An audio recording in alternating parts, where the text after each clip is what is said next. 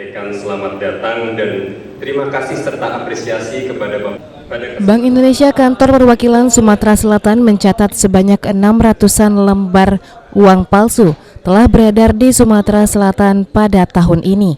Kepala Kantor Perwakilan BI Sumsel Hari Widodo mengatakan, temuan uang palsu itu terutama mirip pecahan uang Rp100.000 dan Rp50.000. Meski tren peredaran uang palsu di Sumsel saat ini turun sangat signifikan dibandingkan tahun sebelumnya, yakni di tahun 2019 terdapat 937 lembar uang palsu di Sumsel dibandingkan tahun ini yang hanya 600-an lembar.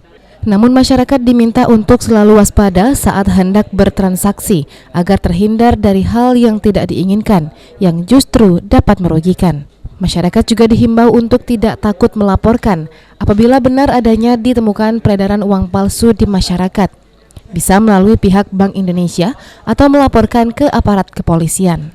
Kondisi yang menurun 2.937.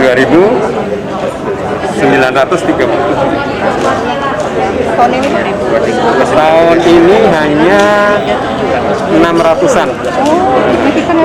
Jadi signifikan berkurang. Nah, signifikan berkurang ini tentunya harapannya satu, semakin baik fitur pengamanan dari uang rupiah yang dikeluarkan Bank Indonesia sehingga tidak mudah dipalsukan. Yang kedua adalah semakin meningkatnya kesadaran masyarakat untuk bisa mengenali ciri-ciri keaslian uang rupiah tadi sehingga dapat menghambat peredaran uang palsu, ya.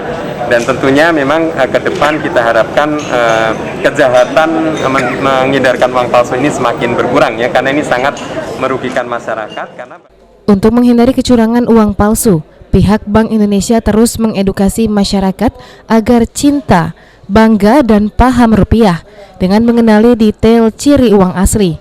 BI Sumsel juga selalu melakukan koordinasi dengan aparat kepolisian untuk mengentaskan peredaran uang palsu di Sumatera Selatan. Okta Alfarisi, PAL TV.